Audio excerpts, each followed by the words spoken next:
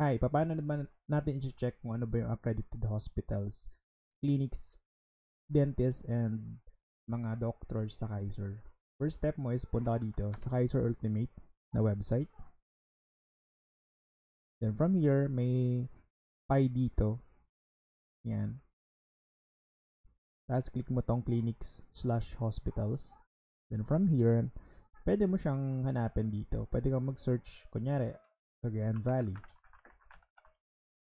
Yan, nandyan siya. Yung magpapakita dito. Or kung gusto mo specific, click mo tong hospitals na to, for example.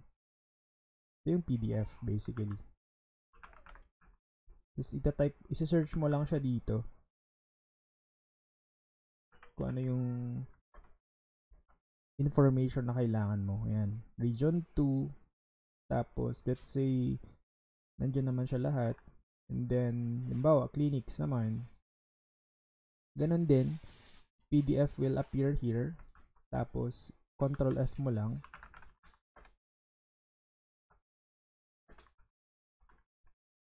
So, depende yan sa search preference mo, kumbaga.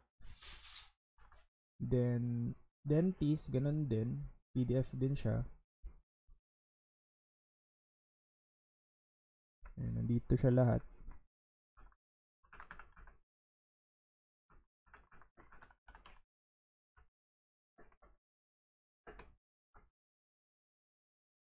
Ayan. Lalakihan mo na lang siya if ever. Depende sa search filter mo. So, ganun siya. Tapos, for the doctors, meron siyang Google na sheet, basically.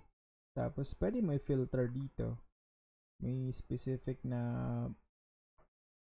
search dito eh. So, pwede mo siya i-filter. Or pwede mo siya i-save sa drive mo basically. Para at least dun ma-customize mo siya to filter out. Depende dun sa location or sa hospitals na tinitignan mo.